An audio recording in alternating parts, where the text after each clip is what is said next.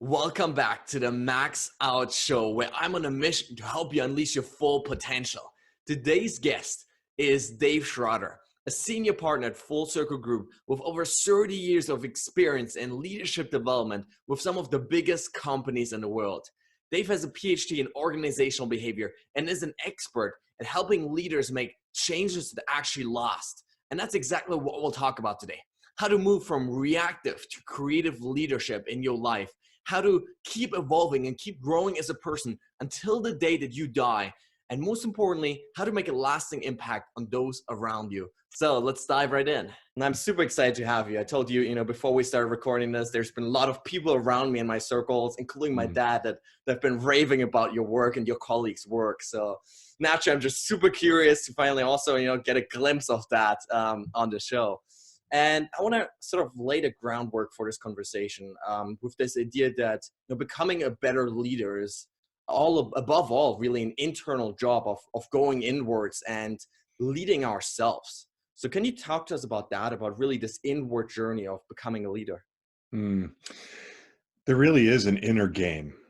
Thinking about an inner game and an outer game is helpful because a lot of what we think of that makes leaders effective in terms of the standard leadership development programs is skill building, and understanding how to do strategy work and understanding organizational dynamics, and all of that is absolutely important.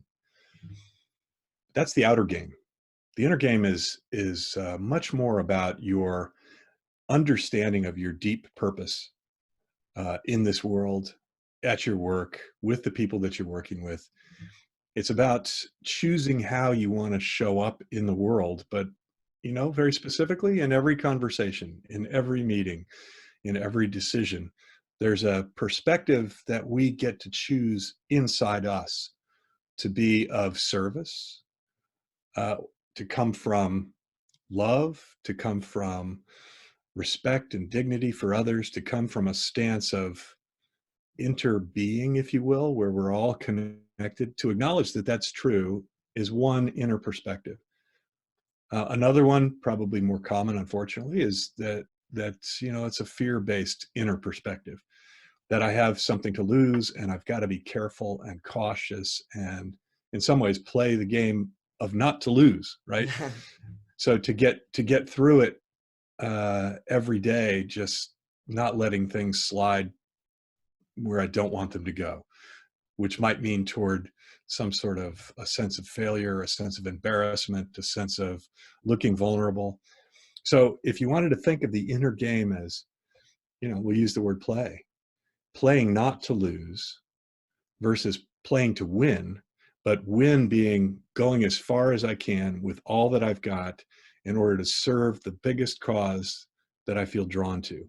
So playing not to lose is kind of the ego game. Playing to win is the game of service and creativity. Um, and we talk about it from a leadership perspective, but you could talk about it from a human perspective. You don't have to be in a role of a leader in an organization to be becoming more conscious of these two inner games. I loved it because it really is this intention that we bring to our lives. Like you say, right? You don't have to be a formal leader in position, to lead your life with purpose, to lead your life with authenticity, to lead your life focus on, like you say, becoming the best you can be rather than, trying to protect your ego, right? Well, exactly. And one of the most interesting things about what you've just said is that when we set the intention, we in some ways are choosing the way in which we're going to perceive the world. We perceive the world through our intention that we set inside, right? So it's almost like putting on a different pair of glasses when I set a different intention. Now all of a sudden things become clear to me that when I had my other intention on, I don't see. So I start to see, if I set the intention to be of service to the world, to my organization, to the people I'm leading, with my highest purpose to bring out the best in them, to let them be their best self, I'm going to see opportunities all over the place to do that. If I set my intention to be the one who is served rather than be the one serving, I'm going to see all kinds of ways to get people to do what I want them to do in order to help me get my goals met. You see the difference? And so anytime we put on another set of lenses to the way we see the world, new things show up that we didn't see before. And that's the awesome thing about setting an intention. I mean, I think some people think that the idea of even a daily discipline of setting my intention in the morning before I interact with anyone is just kind of like, yeah, woo-woo stuff. It comes out of Southern California and I should light some incense or something, sort of make fun of it. I mean, the neuroscience is showing us that when we activate those particular neural networks by choosing an intention, that all kinds of things follow from that choice that changes the way we interact with everyone. Oh, and not only that, here's another cool thing about that. A good friend of mine, a guy named Kurt Thompson, is an interpersonal neurobiologist and a psychiatrist. Ooh, yeah. And he's like Dan Siegel, who was also in that same field. He's convinced that there is no such thing as a single separate human brain, that all of our brains are always interacting with one another by the electromechanical or mechanical radiation that they're emitting. And so what ends up happening is that when I set an intention and I walk into a meeting with that intention, it literally, almost before I say anything, I influence the thinking patterns of everyone else in the room and them me. And wow, what an awesome, I mean, you could think of it as a superpower, but it's just the way things work, right? So to begin to Yes. understand how it's all put together and then align myself with the way reality is, this is, I think, one of the keys to effectiveness as a leader. Yeah, this concept of like emotional contagion and how we affect other people on a deep emotional level is so interesting to me. And I think everybody of our listeners has had this experience before, right? You walk in a room and there's this person with just the biggest grimace, like they're angry, they're sad, they're frustrated, right? And it pulls you down like before you can even consciously register it, right? I think that's the difficult part, that like you don't even consciously notice it, but your face just kind of drops and you just kind of feel your energy sink when you're around those people. Yeah, yeah. Well, the good news is, and as you probably know, because you study positive psychology, there was some research that I recently came across where they were studying the degree of penetration of social networks of positive comments versus negative comments. And you can correct me if I get the numbers wrong, but what I heard was that a negative comment will penetrate a social network on average 2 nodes. Like somebody will say it to someone who will say it to someone else, and it sort of dies there. Wow, yeah. Positive comments penetrate a social network by 3 nodes or more. So there's actually more influence of our positive energy in the world, which is great news, because Yes. especially when you read the papers today and when you read about how social media has been abused by trolls and election hackers and all that, you think, oh my gosh, the negativity is going to run away with this world. But I actually don't believe that. I think that there's a deeper superstructure to the way things are put together that has a bias toward the positive. And so, in the end, I think love wins. But it's hard to remember that, right? When we're going through the day to Yeah. day, and when you walk into that very meeting you just talked about, and there's that person with their arms crossed and their frown on their face, and you think, oh boy, here we go. Yeah, this is so interesting. I actually haven't heard about that study yet, but it is so cool and such a beautiful insight that like the way that you show up has such a large effect, right? Because it becomes this ripple effect. Like you say, 3 notes further down. So you don't just affect your direct family or your direct coworkers, but everybody else around you, right? And that Yeah, is such a exactly. cool thing because it gives us the power to really make change. One of our clients said it to us really well once. They said, leaders bring the weather. Yeah. And that's what they're trying to say. Yeah, we carry it with us. You got a cloud over your head that you've created, a dark cloud with lightning bolts. People know it. Everyone knows it. And sunshine, everyone knows that too. So yeah, so that's part of the inner game. There's another piece of it though that I think is really important for us to bring into this conversation, and that's the patterns of the inner game and the behaviors that go with it, that we've now in the field of adult development have documented these various patterns or stages, if you will, of awareness or consciousness that adults go through, right? This is really important when it comes to what makes a leader effective. So of course, there are skills leaders need to know, without a doubt. And we don't even need to create a list of those because it's really clear what they are. We've been studying those for a long, long time.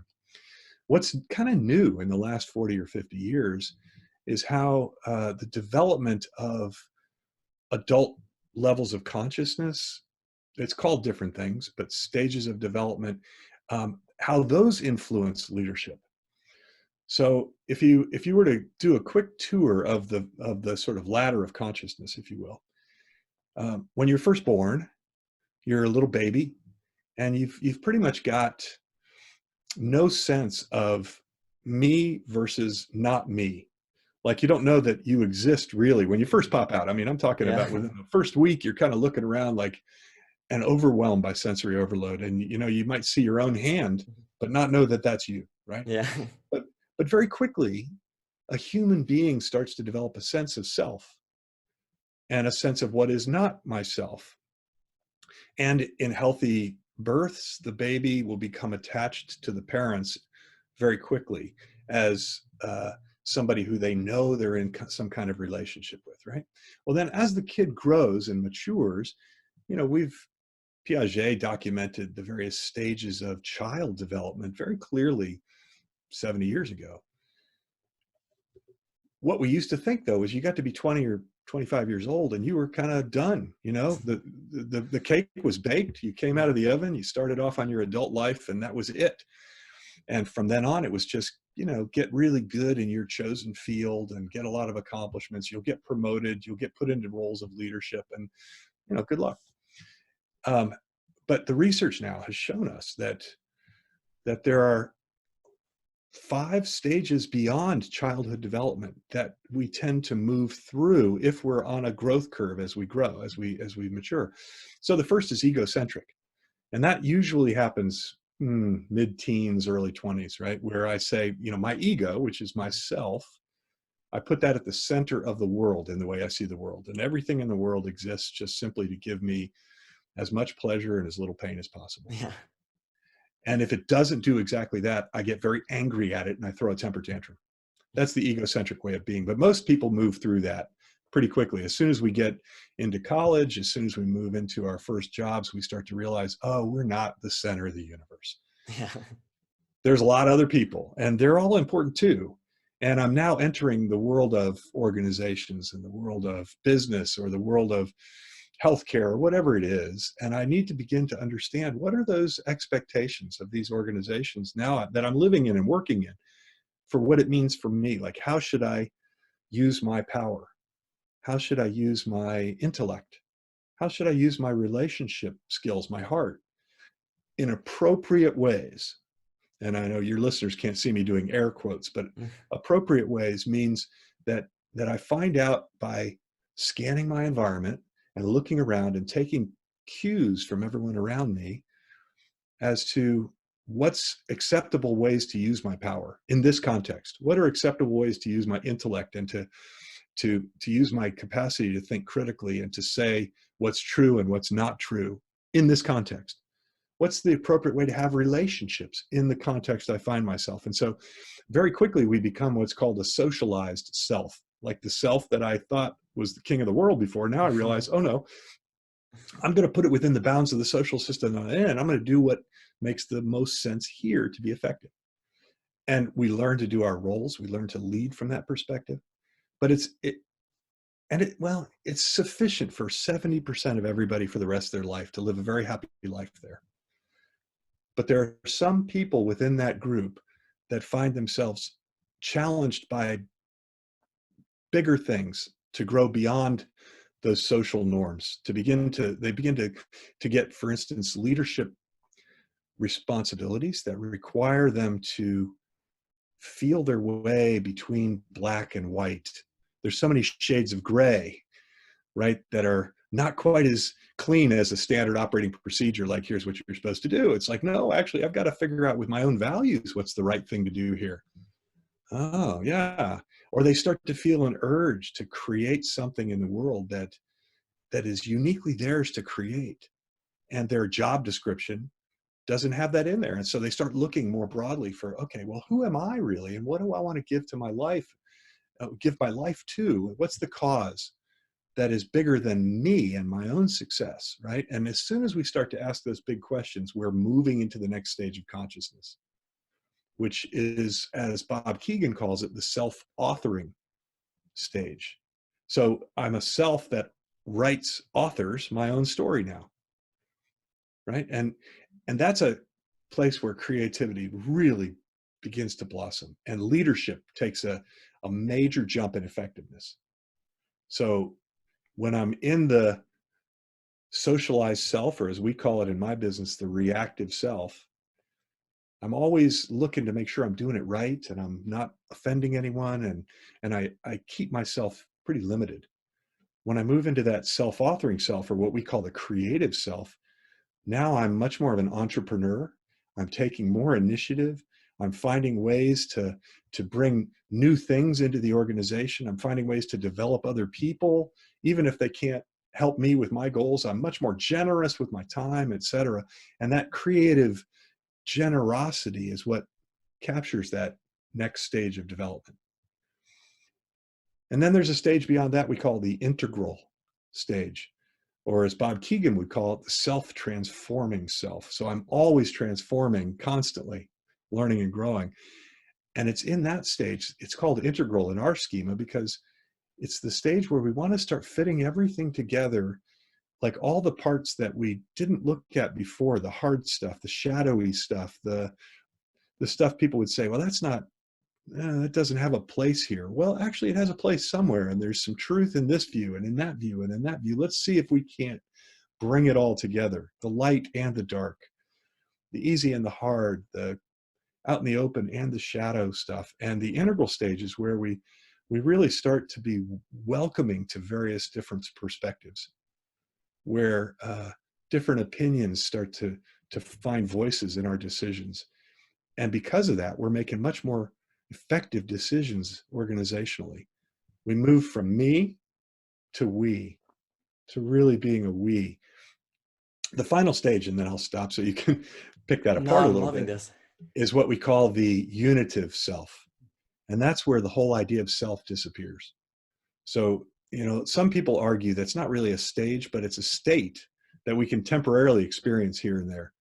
And in fact, all of us have had that experience of the unitive moment where, let's say you're sitting with your headphones on after a long day's work, and you play some music, your favorite music, and you just get lost in the music. And for a moment or two or five, you are the music. Like nothing else comes into your mind. You're not even noticing you're sitting in the chair. And that's a unitive experience, because now you've lost your sense of separate self altogether, and you've become one with the music. Right. And there's lots of experiences we have. You see a sunset, you look into your lover's eyes, and you disappear in your own mind for a moment. And there's, perhaps there are some people who actually live there all the time. We might call them saints. We might call them divine. But that upward trajectory from when we're children through egocentric to reactive to creative to integral to unitive is something that I think is actually built into the structure of nature. It's an evolutionary process that is part of the evolution that has been happening since the Big Bang. It's the most refined part of that evolutionary process that starts with attraction between things like molecules, atoms, and then when they are attracted to one another, they connect, and then the connections complexify, and then ultimately in the Homo sapien, they become conscious.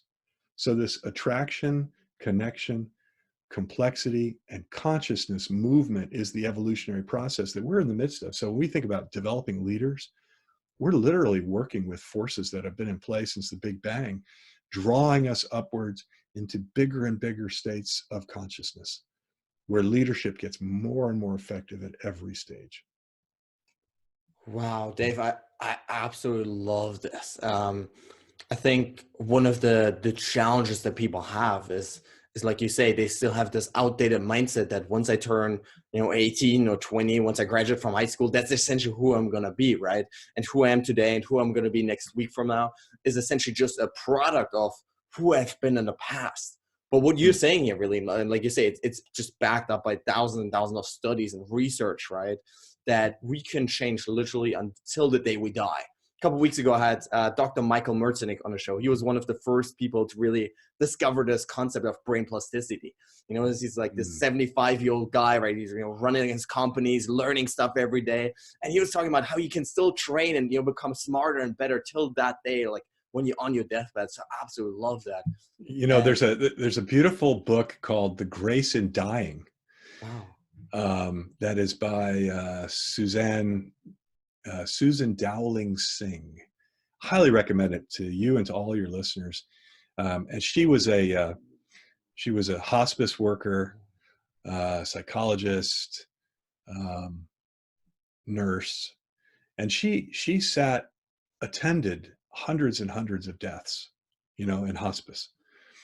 And she studied developmental psychology. And so as she was watching what would happen with people on their deathbed, that if they were conscious in those final active dying stages, she found that last, whatever it might be, 3 weeks, 2 weeks, 1 week, hours, accelerated this development process that we're talking about, wow, to the point where people began to experience unitive moments right near the end, where the pattern we just laid out, that begins to happen at birth. But some things, like a terminal diagnosis, accelerate the process, as long as it's the kind of disease that keeps us alert enough to know what's happening to us, that people started to have these mystical experiences right toward the end. And then when they would finally die, and you'll have to test this out for yourself when you get the privilege of being with somebody who's dying, but this sense of a kind of a spiritual flower opening up and energy being released into the room in a way that is really a mystical experience. And she said she saw that happen so many times that she couldn't deny this was a pattern we will all go through. wow. It's such a fascinating phenomenon to me. I've had lots of guests on the show, that survived cancer, heart transplants, near fatal accidents, and what all of them said is exactly that. That like that that trauma that they experienced was essentially the spark for growth, right? It was Mm-hmm. that moment when they started to flower, when they started Mm-hmm. to create this intention really for their lives, because they realized they've been living like this egocentric life oftentimes, right? But it Mm-hmm. didn't, or maybe even the socialized life, right? Where like they were just looking on the outside, right? They were trying to win that gold medal because that's what society had told them to do, right? They were trying to make more money because that's what they were conditioned to do. But then once they were, on that deathbed, or nearly on that deathbed, basically, and they had to reflect on their lives, what they oftentimes found is like, that's not really my purpose. Like, that's not really how I want to show up. That's not really how I want to live. And Mm-hmm. oftentimes they use that as that seed for growth afterwards. Mm-hmm. So it really speaks again to this idea of being intentional about our growth. And you mentioned before, there's these rituals that you use in the morning to become more intentional about how you want to live your life. So can you talk to us a little bit about how we can implement it into our lives in order to really go up these developmental stages? Yeah.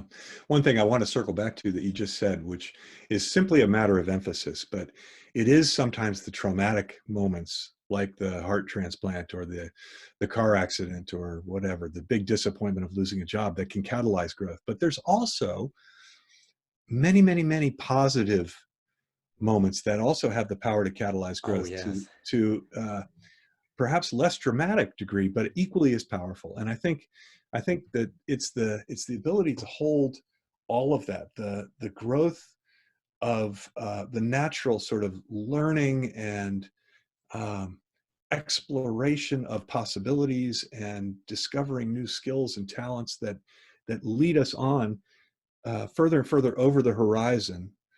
And then sometimes the traumatic moments that wake us up from a sleep. And I think both of those, and most of I think if we're all honest, as we've grown older, we realize that there's a back and forth between those things in our lives. I think the thing about these daily disciplines that is beautiful is that it's an intention to stay wide awake to those positive things, so that I don't miss them, so that we don't miss them as we go through the day. So, some people have said gratefulness meditation is a wonderful way to start the day, by just sitting quietly and being thankful for as many things as you can think of in your life, from the very tiniest little things, like the way the sunshine is hitting the tree in the front yard, to a family or a particular big opportunity one has had, or health or whatever. But just enumerating those things we're grateful for can heighten our sensitivity to all the beauty and the good that's in the world right now. And we begin to see, the more we do something like that, we start to see this inherent luminosity that exists within matter, actually. That what's cool is all the convergence of the various hard sciences with all the spiritual stuff but we know that matter, the hard stuff of matter, is actually not hard at all. It's pretty much empty space with electrical charges that are configured in certain ways, right? And but it's simply the way in which that energy has converged and complexified to create what we call matter, but it's energy in a certain form. And I think we begin, as we start to notice all that we're grateful for, we start to see the luminescence of that energy in other people, in nature, and that in and of itself helps us to see that we're part of a much bigger whole. So that kind of discipline particularly helps us remember that we're not a separate entity that has to go out and fight for its survival, though there are times when we absolutely do need to fight for our survival. But for the most part, no, we just welcome with gratitude those various aspects of our lives, including the suffering parts, the hard parts, the difficult parts. So one of my recommendations to most leaders is to find, most leaders are so busy. We've bought into that myth that more is more. Yeah. And it's almost become a badge of courage for people. When you say, "How are you doing?" and they say, "Oh, crazy busy, man." And you're like, "Yeah, okay. And how are you doing in the midst of the crazy busyness that you have chosen?" "Oh, well, I can't breathe. I'm kind of tired. I don't know. I'm just doing the same thing over and over again, but really fast." "Oh, that's interesting." And in order to keep from having the same experience over and over and never learning from it, never growing from it, we have to build in reflection. We have to build in Yes. quiet. We have to build in space into our daily life in a very concrete way, not in a metaphorical way. We have to build in time to sit and allow all the thousand thoughts to settle slowly into 100 thoughts, to settle slowly into 10 thoughts, to settle slowly, perhaps even into no thoughts. Every so often, sitting quietly and allowing a mental and spiritual silence to take over, and to rest in that place. And as we begin to rest in that place, we become aware of things we can't when we have a lot of static noise and to-do lists and voices of others and my own voices in my head just chattering away. And it's from that place of silence that we begin to sense a connectedness to a whole that's much bigger than us. There's almost a sense of loving belonging that's there in the silence that I can't explain to you very well until you experience it yourself. We've had, in most of the leadership development programs we start every day with the group with literally no more than a minute or two of silence. And we have to do it in a very simple way to help people who've never done something like that feel a little bit less uncomfortable. So we will say, "Look, what we're going to do is sit for 1 minute, and I'll keep time with my watch. All I'd want you to do is get comfortable, close your eyes if you want, and simply notice the number of breaths you breathe in 60 seconds. Just count those number of breaths. Ready? Go." Silence. People are just noticing their breathing. At the end of 60 seconds, I say stop. How was that? And it's amazing. Just even that little bit for people. They're like, oh my gosh, my shoulders just relaxed in a way I haven't had them relaxed in a couple days. Okay. What did you notice about your breathing over that 1 minute period? It's slowed down. Ah, okay, good. Let's do it again. This time I won't keep time. I just want you to breathe that number of breaths that you said you got in 1 minute before. And we'll do it for 2 minutes this time. So 2 times that number. Sit quietly. Ah, good. At the end of it, how was that for you? Amazing. Everybody's voice has a nice, small, soft quality to it. Something happens. We had one guy come the very next day after we did that. He came to us before we started and he said, I've never done anything like we did yesterday. I hope we'll do it today. But I got to tell you, I laid awake last night thinking about that 2 minute experience and wondering, what have I been missing in my life? Because I've been racing from meeting to meeting, from task to task. He said, I haven't developed myself spiritually, or I haven't developed my inner game as a leader. I haven't even paid attention to how I feel. Like, I don't even know how I feel. I Yeah. can't, somebody says, how you doing? I got to say, fine. Fine, yeah. Because what else are you gonna say? Right, fine. And what's the purpose of this meeting? Okay, let's get to it, right? And he said, now I'm starting to wonder, like, what have I been missing? And Wow. well, you think that if that's all it took was 2 minutes of slowing down a little bit, I think of you've probably heard of this concept of forest bathing. And if you haven't, Yes. stay tuned. You'll start to notice it, right? Well, in Japan, they've started to, in some big cities, Tokyo in particular, they've taken some of their city parks and they've created a path, a walking path, meandering walking path with wood chips through the more dense parts of the park that they've mapped out. Takes about 10 minutes for an average person to walk from the start to the finish of the path. And they're designated cell phone free meditation walks. And so you see a sign when you start that you're not allowed to have screen out. And you by yourself and you just walk quietly and just slowly through this walk. And that's it. And they've done studies on the front and the back end of that, right? Where they've taken blood pressure, they've measured respirations, they've measured galvanic skin response, all the sort of stress stuff that you might expect. And they found that 10 minutes of slowly walking through the woods settles all that stuff down. That's all it takes. And then they go back to work. Well, so, part of that those disciplines of choosing, is making it a regular thing. So most people would say the morning is the best time to do that. You can imagine in the morning, you sit, you spend 10 minutes in quiet, and you ask yourself as you review your diary for that day coming up, I've got these 4 meetings. Great. I've got these things I got to accomplish. One major decision to make. Okay, how do I want to show up in each of those meetings?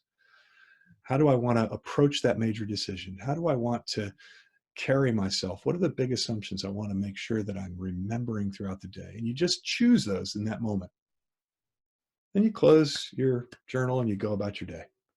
Maybe you stop at lunchtime and you say, how am I doing? Okay, how do I want to recalibrate for the afternoon? Great. And then at the end of the day, if you can carve out another 10 minutes, maybe it's right before bed, maybe it's before you walk in the door at home, and you say, how did I do? How did I do in those meetings? Did I live up to what I intended in the morning in each of those meetings? And sort of just notice, not beating yourself up for yes, I did or no, I didn't. Just notice. Okay, yeah, great. If you do that consistently, you start to become more and more conscious. And I think that's one of the keys to the inner game. Wow, there's just so much gold right here. I think this process of calming down through meditation, through just walking through a forest, like you say, is so powerful, because like you say, it literally takes 2 minutes and you calm down so noticeably, right? And I think I always love this quote by Abraham Lincoln. He said, like, give me 6 hours to chop down a tree, and I'll spend the first 4 sharpening the axe. And I mean, that's really what it's about, right? It's about sharpening the axe, actually becoming more effective. So that in the time that we actually spend working, spend leading, spend doing whatever it really is in our lives, we can actually give it our best. And so I love what you're saying here about really, getting intentional and developing ourselves to the point that then in those moments that really matter, we can actually Yeah. show up and deliver, right? Rather than just sort of, getting stressed out and running from meeting to meeting, right? And being totally overwhelmed, because that's not a great way to lead or to connect or to make effective decisions. Yeah, it really isn't. And you can think about this reflection that we want to build into our experience throughout the day as creating space for those new ideas to show up, creating space for me to observe things I might not have noticed before, to take in more subtler dynamics of what's going on in the room so that I'm more effective as a leader. Now, this assumes as you move up through those stages of development, a different definition of greatness to the point of your podcast, Yes. the egocentric me, right? The early me says, not only am I great, I'm the greatest. Yeah. I'm the I'm the only king. person that matters. I'm the only, and all the rest of you are just peons to serve me, right? Yeah. Then the reactive self, the next stage says, greatness is being really good at what I'm supposed to do. It's living up to all the values of the situation around me. It's fitting in well. It's achieving the goals that I am given by the system that I'm part of. It's, not making too many waves. It's all that sort of stuff that means I'm living up to the expectations around me. Greatness in the creative means that now I'm giving all the talent I developed in my reactive self to a cause that's bigger than myself. I still kind of own it as my vision, my business that I'm building, my life that I'm creating, but now I can see a bigger picture of it that involves other people and that they can find their place, their unique place in this vision. So now I'm authoring, I'm painting the picture, right?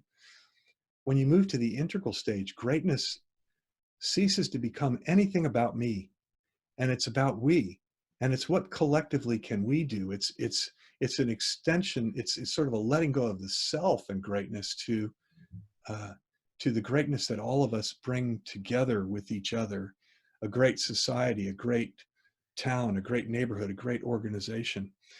And greatness is defined then in that sense by us caring and loving for all of us, including the marginalized, the wounded, those who feel on the outside that they can't find their place in the scheme of things. It's about how do we bring all of that together, right? So I think that's one of the cool things about this pursuit of greatness is that it keeps transmogrifying at each stage. And there's going to be a point at which all of us, if we're paying attention, will see ourselves sitting in the family room, perhaps, maybe if we're blessed, we got grandchildren or great grandchildren running around. And you sort of wonder sometimes when you're in those situations, you look at the elderly amongst us and you say, oh, I see them just sitting there enjoying the scene, but not controlling anything, not whatever. Well, if they're healthy and they are present, they are just being present. That's what greatness means. It's not running things. It's not being the star of the show. It's just having a loving heart and opening it to the world. Yeah. That too is a form of leadership. And I don't ever want us to forget that. In the Western world, we've so marginalized our elderly, thinking though they don't have any productive value, which is just not true. It's a very limited understanding of what productivity is. Yes.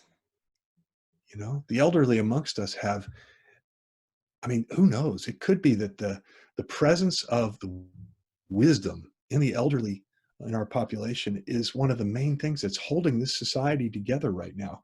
We may not know it or see how it works, but that intention that comes from a life of paying attention could be one of the key things to holding our society together and helping it continue to evolve forward instead of devolve backward.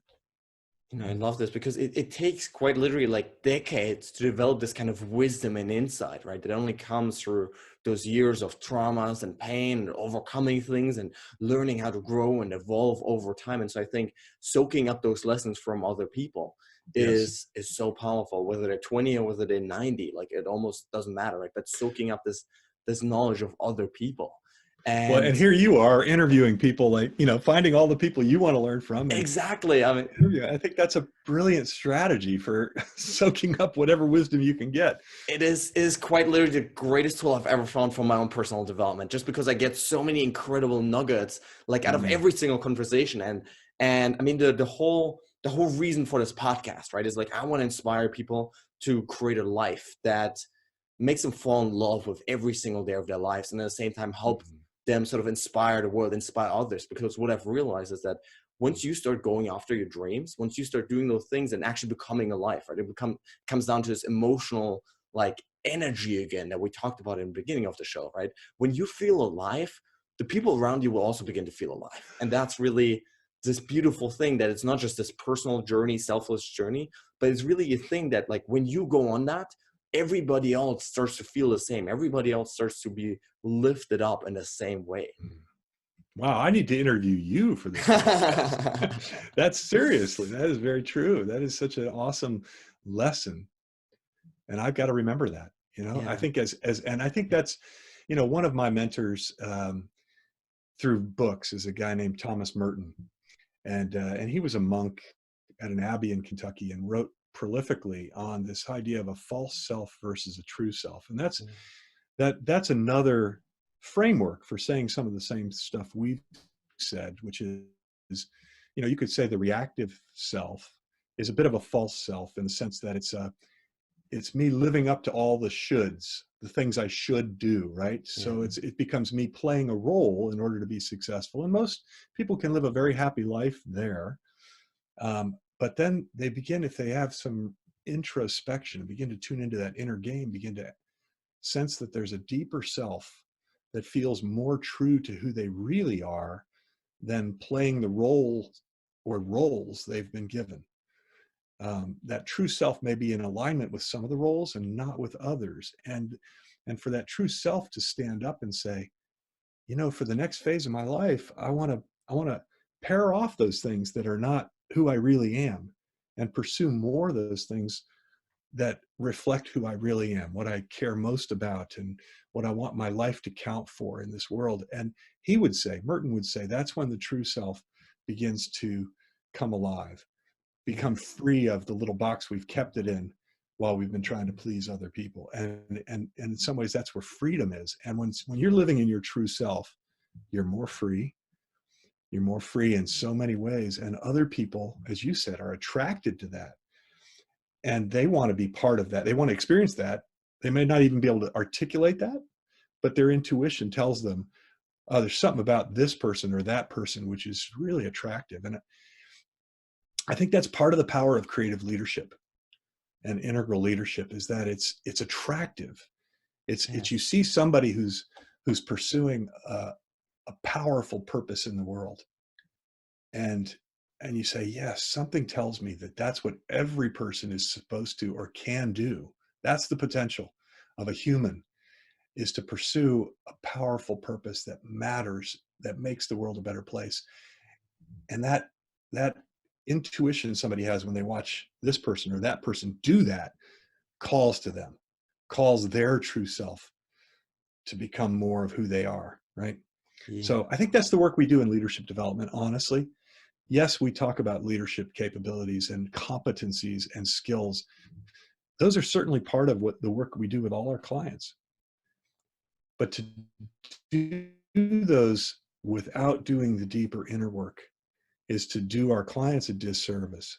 If we can't help them see that it's an inside and an outside game, and those have to be in alignment, we could help somebody become a better position player in a corporation or in an organization, but not ever really discover the deep power of leading from your true self.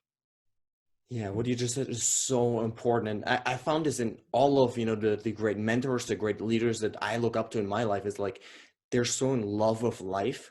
And the reason they are is because they have that purpose, they have that mission, and you can just see it in every interaction, right? They treat Mm, people differently. They seem like on fire almost all the time, right? Because they're so on edge to make the world a better place, to impact other people, to really create meaningful change in their lives. And you can really feel that fire, right? And so I want to circle back to something that you said quite a couple of minutes ago, which is this idea that most human beings will change for two things, right? It's oftentimes these traumatic experiences, and it is, on the other hand, this intention, right? And so the reality, I think, is unfortunately that to this point, most people wait for trauma and disease and pain and suffering to finally wake them up, right? But I think everything that we're talking about here is to give people this alternative, that you don't have to wait for pain, right? You don't have to wait for trauma. You can, by setting those intentions, by getting deliberate right now and living from this beauty of what you want to create rather than the pain that you want to go away from, right? You can start to live from that beauty and create something that isn't yet there. And so tell us a little bit more about, how do we set those intentions? Because, you mentioned some, values, you mentioned goals, you mentioned like how we show up. So what are some things that people should really become intentional about and create, this authentic and true selves around them? mm. What a wonderful question. I'll take it on first from a very practical point of view as somebody who's a senior leader in an organization. That if I want to help other people to grow in that way that you're talking about, um, I've got the opportunity as somebody who has influence in the way in which work gets done, the way in which the organization is structured, to help put people in positions, meaning like give them projects or give them opportunities that put them right on the edge of their growth limits, right? We might call it, they need the presence of some kind of optimal level of conflict in their experience to Yes. catalyze growth. It doesn't have to feel traumatic, but it does have to feel like they're just a little bit over the tips of their skis. And it's going to call forth something else than what they have just been doing in automatic mode day in and day out. And to be in touch with people enough so I know what this person's edge is and help them, together with them, find a way at work to give them something that challenges that edge. If you do it too much, if you put them way too out over there, then everything shuts down and defensiveness kicks in and we draw back, right? It's almost like there's a green zone, a yellow zone, and a red zone, and we're trying to help them step into that yellow zone where they're just outside their comfort, right? And stay there. And that's the key, is to help them stay there long enough to help the transformation begin to happen. Now, from an individual point of view, I get to choose doing that as well, right? So if I don't have, in any given moment in my life where I sort of feel like I'm able to coast and I can keep doing what I'm doing and be relatively comfortable, but I don't feel like I'm growing, I've got a choice to look for some edge that I can pursue. Now, if my values, if I have a deep sense of what my purpose is in the world, which is, to elevate the consciousness of the world around me, for instance, that's kind of part of mine. There's a million ways I can do that, and some of them are going to put me outside my comfort zone. But since that's my purpose, that's my North Star, why wouldn't I get out of my comfort zone and pursue that? And by stepping out, I find that latent talents that haven't been developed yet start to emerge, right? So it's always that choice to, it's like one of my previous mentors, Larry Wilson, used to say, our job as leaders is to get comfortable being uncomfortable. Yes. Get used to it, because you're not going to grow unless you've chosen to be uncomfortable by choosing something that leads you toward that next level of great contribution, if you will, right? So what might that look like in day-to-day life? Well, it might mean I'm willing to have a tough conversation with somebody that I've been avoiding, because I know it's going to feel awkward. I know, it's not going to be the easiest thing for me to do, and I'm not skilled at it, but I got to do it, right? Because it's going to help them grow and be better for everybody. Well, that's a hard thing to choose, or it might mean I put my hand up when this next new big project's coming around and it's something I don't know anything about, but I really want to learn. So I'm willing to say, let me take that one because I'll learn my way into it, right? It might be as simple as putting my hand up in a meeting and going, I have no idea what we're talking about.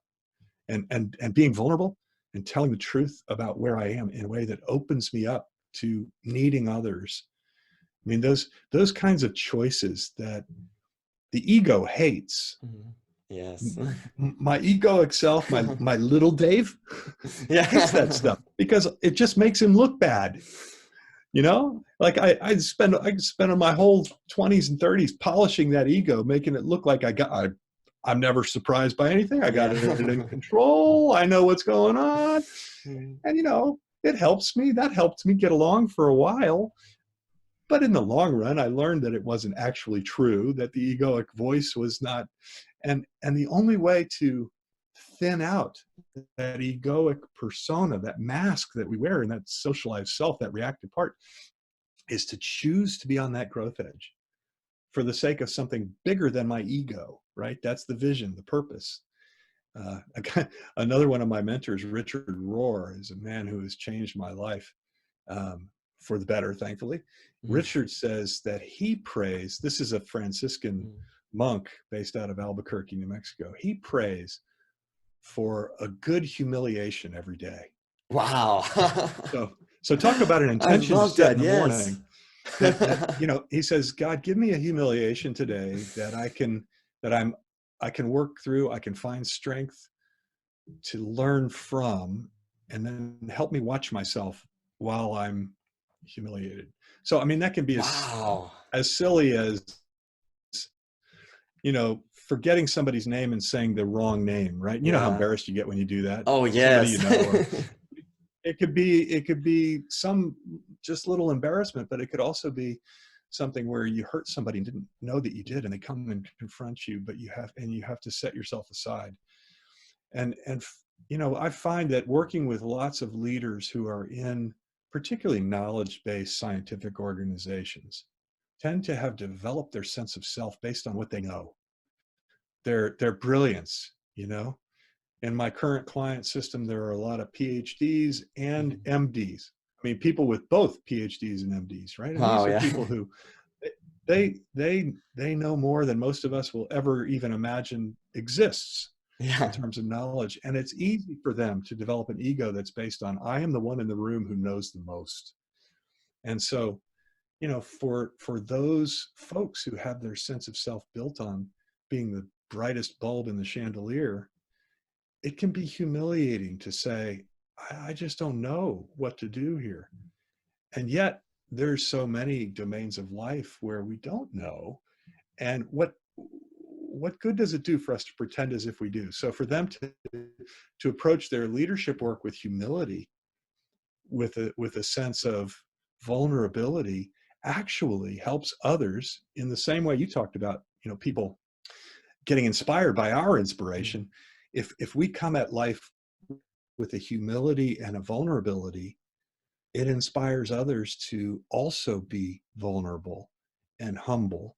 And in that place, we can be a lot more, because we're not trying to prove to each other how smart we are. We can discover things that we would never discover when we both come at it from a place of learn how rather than know how. Yes. You know, this reminds me of a story.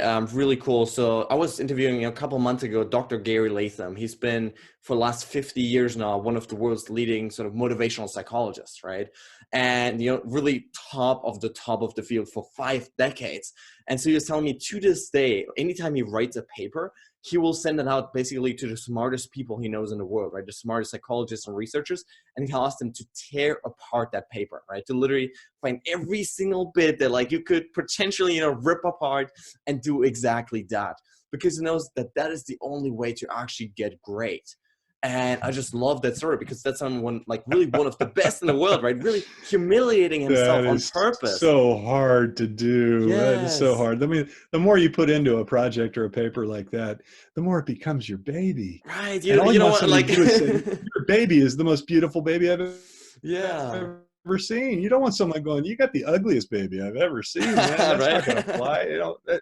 So that's really courageous. And there is so much about this work of leadership that requires not the courage to be the one who charges over the hill, and takes the enemy fire first. I mean, that has its place in certain military contexts, but really it's the courage to to open the new conversation that nobody wants to have, or that everybody else has been afraid of, or to name the elephant that's in the room that we're all not looking at, or to say, what I care most deeply about in my work is this.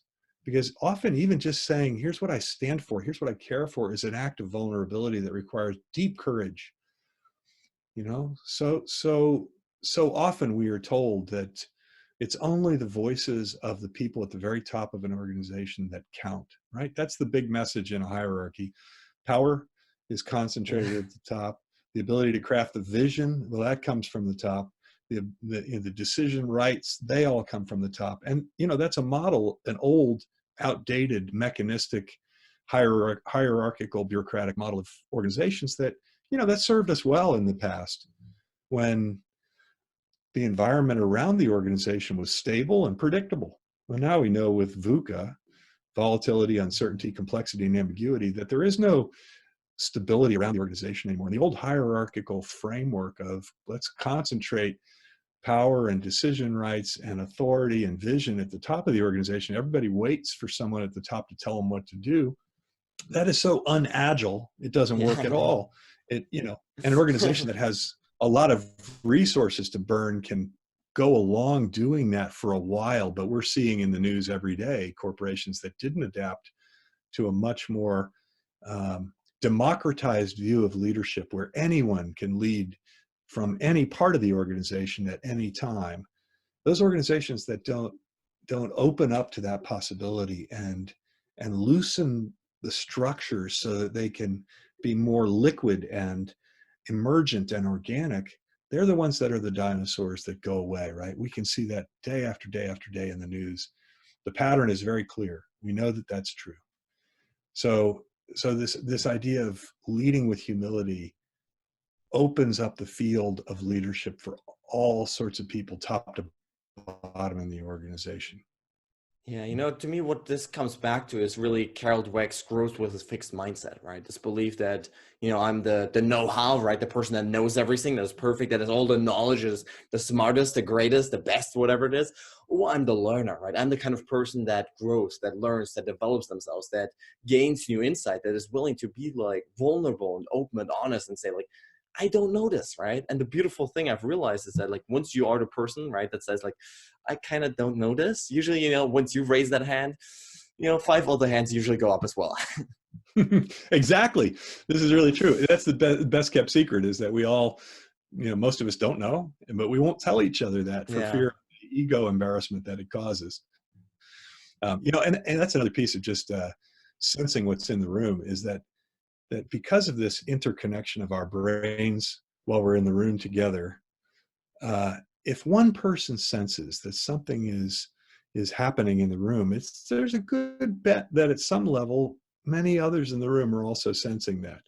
So a leader has got a vast untapped, uh, often untapped reservoir of systemic knowledge of what's going on in the room, if the leader can create the kind of culture where it's okay, encouraged, in fact, to articulate those intuitions that are popping up about what we might need to talk about next, or what's not being said, or the voice of this stakeholder group that's not in the meeting, and how can we bring them in, right? So I think about one of the big roles of leaders these days is convening, is inviting the right parts of the system into a room to convene a meeting in which together we can create a picture of what's happening and what we ought to do, that we could never create if we didn't have a true dialogue between all the parts of the system, right? And so, wow, it means having not necessarily more meetings, because a lot of meetings we have these days are just wastes of time, Yes. but it means having the right consequential meetings with the right people and the right kind of agenda, convened for a purpose that everybody's excited about. And I think that's a big piece of this work. Now, in my current client system, we talk about the roles of a leader in an agile structure, right? And more agile type organization that we just were talking about. And Michael Lurie of McKinsey, who's one of my colleagues on this particular project, has articulated so beautifully the 4 roles of a leader. The first being their job is to help the organization create the vision of what matters most. Visionary. Now, not created on their own, Yeah, I love but this word help. convene. Yeah, help bring the stakeholders together to co-create the vision of where we ought to go.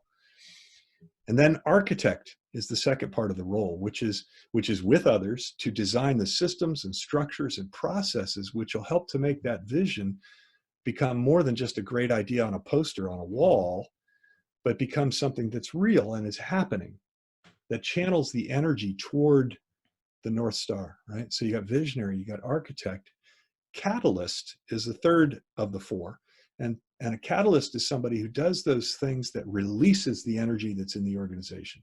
Again, the most untapped source of energy in the world is not petrochemicals under the ground. It's the energy people are bringing to work but keeping to themselves because they don't have a way to release that creativity and that sense of that true self energy. And so the catalyst part of the leader's role is to catalyze people to jump in and take hold, right? It can sometimes be symbolic actions that become the new narrative for who we are, like Martin Luther King doing the Birmingham bus boycott, right? In which that was a symbol, or the march to Selma, or from Selma, to illustrate what energy released looks like. So that's the catalyst. And then the fourth role is coach. And that's the capacity builder role, so that we're working with each person, as we were talking earlier, again, to help them choose to put themselves on that cutting edge of their own growth, so that they're finding new ways to contribute, finding ways to catch a line of sight from what they can bring to what the organization is doing. So you got visionary, architect, catalyst, and coach. And that meshes beautifully with the leadership circle profile, which is my company's leadership assessment instrument for looking at the various parts of what making a given leader effective or not effective. And you can see those 4 roles showing up in this leadership circle profile. So, we're always starting with that, because we want somebody to get a good sense of how is their current mindset inner game showing up in their outer behaviors, and how are others experiencing them? And then what choices does that offer them for how they might increase their effectiveness by changing the way they see the world and changing the way they're behaving in the world. Yeah, what I love about the VAC model is none of these things say to, take a whip and or leash and just, hit your people forwards, right? Like don't boss them around, micromanage them. That's But the Pharaoh model. Yeah. It really seems like it is this enabling role of, yes, co-creating that vision, but then almost letting people loose, right? Enabling them, helping them, supporting them, and in actually running forward, right, together as a team. And so I love this really collaborative focus of that. It's got a deep sense of respect for the other. Whereas in the hierarchy, there's very much of a patriarchal way of looking at, there's sort of a parent-child relationship at every level in the organization, where each level, when you look down from your perch, wherever you are in the organizational hierarchy, you see children who need to be taken care of and told what to do. And when you look up from every level in the organization, you see parents up there who, and grandparents and right, who you need to defer to. Yeah. Well, again, that mechanistic way of putting together organizations worked fine. And in fact, it was a big upgrade over, the more sort of craft guild way of doing our work in the world. In some ways, it enabled us to use capital in a much more expansive way, which brought so many people out of poverty and into and yet now, with the interconnectedness of our global economy, with supply chains that are stretched all around the world, with climate change that's going to disrupt those very same supply chains, and migration happening, and you see so much change that now autocratic leaders are starting to bubble up and promise they can return us to a sense of stability by using military force and by reconcentrating the power at the top. which is exactly the wrong answer. Yeah. But that, in order for us to open to the opportunities that are in this more turbulent environment that we're finding, we've got to think about ecosystems. We've got to think about stakeholders. We've got to think about them in an inclusive way that brings everyone to the table, that democratizes leadership, that helps to create a sense of deep respect between all facets of society so that everyone can do the best, make the best contribution that they're here to make, right? And not be restricted, not be suppressed, not be oppressed. Um, I think, that's how I see the deepest meaning of what we're up to. So if I can, my company's purpose statement. So the Leadership Circle and Full Circle Group, which are one company with two different facets, our purpose statement is to evolve the conscious practice of leadership to steward the planet and to awaken us all to our inherent unity. So there's three Love parts that. to that, right? One is that evolution of consciousness, which I said earlier in the podcast, it's built into the structure of nature to evolve to higher and higher forms with increased levels of complexity and consciousness, right? So we're working with that in that first part. But the second part, to steward the planet, I mean, yes, we work mostly in for-profit corporations. We have some work that we do with NGOs and some charitable work, but it's all about stewarding the planet, because the way in which we do commerce, the way in which we work in an economic sense, the word economy means to run a household, literally the Latin, right? And so, when you think about running the household of the earth, so to steward the planet, and it also has right now that very timely look at how do we do it in a way that doesn't destroy the biosphere in which we are living and depend on, right? Yeah. So, we're getting more and more choiceful about who we work with in the corporate world, because we want to work with clients who are becoming conscious about how do we use our business to heal the ecosystems around us, not to exploit the ecosystems around us. So that's the second part. The third part is to awaken us all to our inherent unity, which is, at that highest level of human development we talked about, that sense that we are all actually part of one living organism here on the earth. And to the degree we think we're separate, we're hurting that organism. To the degree we embrace our dependence on each other, we can bring health and wholeness. And by the way, it may be that the carrying capacity of the earth is not being maxed out now. It may be twice, 2.5 times the current amount of people on it. We're just living in a way that is killing off the biosphere because of the way in which we think of ourselves as separate, and greed and profit are taking, right? So part of our work with leaders everywhere is to help build that sense of interconnectedness, that love for nature, that evolution of consciousness that brings the best out of any business that you lead. I love that so much, because it really goes above and beyond, just making profit, making more money, being successful, achieving these goals. But it's really about sort of lifting up the whole earth, right? Everybody in it. So I'm absolutely loving that vision. I want to shift gears here a little bit. We talked before, you've been in this leadership, organizational development game for, the past 30 or so years. What has been your biggest challenge so far, and how did you overcome it?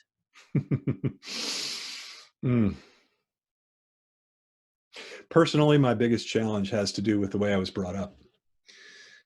How I mentioned earlier, in the reactive stage of our life, in that socialized stage, we pick up the cues for how we're supposed to use our relationship skills, how we're supposed to use our intellect, how we're supposed to use our power. In my particular upbringing, I was raised moving around a lot. As a kid, my father was in the U.S. military, the Army, and so we moved frequently from base to base, from new community to new community. And I think I look back when I was graduated from college one time and counted the number of times my family had moved, and it was like 19 times or something. Wow.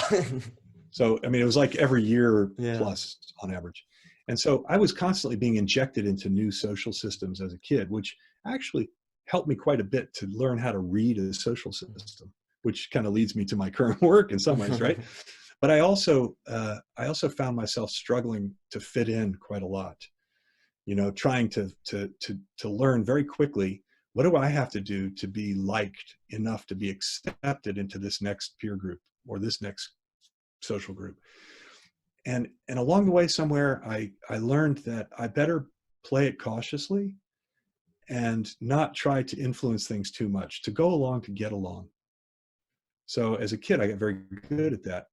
And I fit in almost everywhere I went, and I had a lot of friends, but I didn't really know who I was and what I wanted and what I stood for. So if you had put a gun to my head and said, tell me exactly what you're willing to die for, or you're going to die anyway, I would not have known what to tell you. I would not known, oh, this is what I stand for. This is what I'm willing to stake my life on. And so as that got clearer to me, as I got older and I began to explore my faith life and all of that in a deeper sense, I became more clear about that. But the patterns of how do I use power and influence to get stuff done had never been developed, because I'd always kind of played it cautiously. So my biggest challenge was probably learning how to wield power in a way that brought the best out of other people, instead of doing it in a way that made me arrogant, made me, taking power over others as opposed to using power with others or giving power to others in a way that helped us both be more powerful. So, in my first explorations of trying to really influence things around me, I was clumsy. It was just like a clunky skill that I hadn't refined. And so I think I was a bit alienating, a bit pedantic, a bit arrogant. And in fact, I noticed on my second leadership circle profile that I did on myself, my arrogance score spiked. And I looked back and I was like, well, makes sense. I was trying to really stretch my wings and take a more powerful role. And that's how it came across. So to learn to use power in a way that is powerful, and yet it's not about power over people, I think has probably been my biggest challenge. And it's still a challenge for me. Probably always will be with me. Yeah, that is so interesting, because it goes back to this whole story we're talking about before, right? How like you begin to fit into society and begin to be liked and everything, right? And then at some point you have to figure out this own identity for yourself, right? Once you want to make the next step in evolution, you have to figure out, like you say, like, what am I willing to die for, or what am I willing to live for, right? Well, yeah, better question. Yeah, and that is such a difficult step oftentimes, right? And what I found is, it's interesting, right? Because I went through, I guess, a similar journey of, I was super shy in high school, didn't have many friends, really, was deathly afraid of people, really. And about 2 years ago, I made this really complete switch, right? To the point where like I just started talking to like random strangers on the street, literally anywhere, to just like learn how to make friends, really, right? And what I found is like I found it so easy to fit in the beginning, because I didn't really know who I was, right? So I was hanging out with this crowd and with this crowd, and I had like, hundreds of people almost, I felt like, that I could hang out with. But what I found pretty quickly is like the same exact thing, right? I didn't know what I was willing to live, right? I didn't know what I was actually standing for. And so it was the step almost backwards in the opposite direction again, of really clarifying, like, this is who I am, this is what I stand for, and then choosing the people that you want to spend your time with, rather than really going this broad thing. Right? Yeah. What a beautiful transformation for you, and how much courage it must have taken to start going up to some of those people. For sure. Like, hey, can I talk to you? Well, okay. I guess not. The cool thing is, Well, I mean, in this conversation, you're thoroughly a joy to talk with, and so in that sense, you have really developed that part of and opened yourself up to, and I think that's one of the important things to get about this journey of human development. Now, we are never who we are apart from everyone that we're in relationship with and everything we're in relationship with. So back to that sense of everything's connected. I think about my wife, Andy, who we celebrated our 36th anniversary last month. And I can't actually conceive of myself apart from my relationship with her. I've been married to her longer than I've not been married to her, Yeah. and we have become, we're still separate, individuals, and yet we've become something more than two separate individuals in a way that I can't untangle that. And then we have two incredible children, one who's 30 and one who's 26. and they have shaped us. And I'm now learning so much from both of them. And trying to understand, what does it mean to be a father? And that keeps changing from what it means to be a father of little kids to a father of fully functioning, successful adults out in the world. I'm still a dad, and so all of those different influences and the friends we've surrounded each other with, like I've been having breakfast on Friday mornings with the same motley crew of friends for about 25 years now. Wow. Whenever I'm in town, Mm. they meet without me when I'm not. And we eat at this really tiny Greasy Spoon restaurant, and there's no agenda. There's just being with each other and catching up on our week. And I think, wow, I would not be who I am if it weren't for that small community of guys. And what a privilege to have them as friends, So, and that's part of my sense of the milieu that shapes who we are, and how this inner game helps us to appreciate all of those various influences in that environment. Yeah, I absolutely loved it. And it truly is such a power in those social circles, right? And people we surround ourselves with. Like you say, there's this synergy that goes back and forth, right? And we can't completely separate ourselves from the people that we spend our time with. It's just impossible. And so it's important to really choose the right people in our lives. Now, Dave, we talked about a lot of fantastic strategies, ideas, insights today. If you could give our listeners just one challenge to take away from this and become better leaders and really master the inner game, what would be that one thing? I'm going to circle back to the idea of reflection Mm. and silence. There is probably no limit to the value that even a small dose of that can add to a leader's life or anyone's life. Is to carve out some kind of regular time and put away the screens, maybe get a journal, maybe read something that's really deep and challenging to you, but then to sit in silence with no input at all and allow your heart and mind and soul to rest. We're so aware of the value of sleep at night. To Yeah. get 8 or 9 hours of sleep is what, your brain can literally not learn. It can't create the kind of memory that we think of as learning, unless you have good sleep. Yes. And that's just one aspect of the rest. I'm talking about a meditative deep silence. And if we as leaders can find that place to go to now and then, where we can stand at complete rest, complete awareness and awakeness, but in a restful state, it'll eventually become part of the core of who we are in our true self. And then when everyone is running around with their hair on fire and there's urgency and it feels like craziness all around us, we can go in the midst of that busyness to that place, because we've been habituated to, we know what it feels like, and we can drop back into that, and we can lead from that moment, from that place. I think that's probably the biggest thing I would say is needed right now in this crazy world of 24/7. Yeah, absolutely love that. Now, before I ask my final question, where can listeners connect with you or with your company online?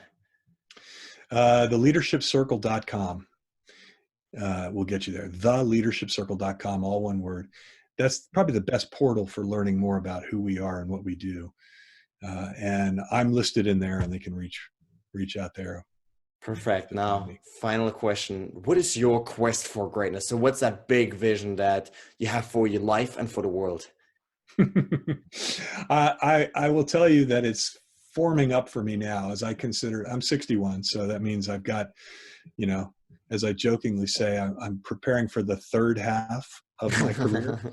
And what I see as the most urgent need on this earth, on this planet, is to deal with climate change. Mhm. And so I'm going to give the rest of my working life to helping to raise the consciousness of the leaders I work with, to be more sensitive to that whole ecosystem effect of our economy, our governments, our lifestyle choices.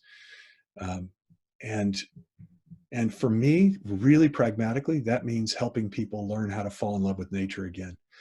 So Yes. one part of my story I didn't tell you was that I used to guide wilderness trips, Wow. backpacking trips, mountaineering trips, climbing, caving, rafting. And it was in those kinds of environments that I found people opening up to a level of a sense of themselves and a sense of the whole that it's hard to help people wake up to that when they're in meeting rooms all day in air-conditioned environments, never getting outside.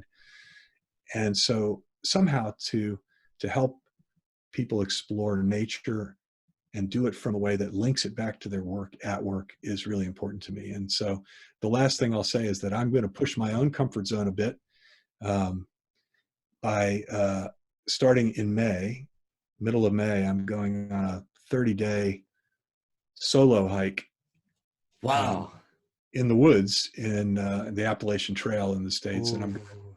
just hike about 500 kilometers by myself and spend some time really asking some of those questions about my relationship to this earth and to the forests, and how I can best use myself for the next 20 or 25 years to help bring some healing to this environment that we've so injured.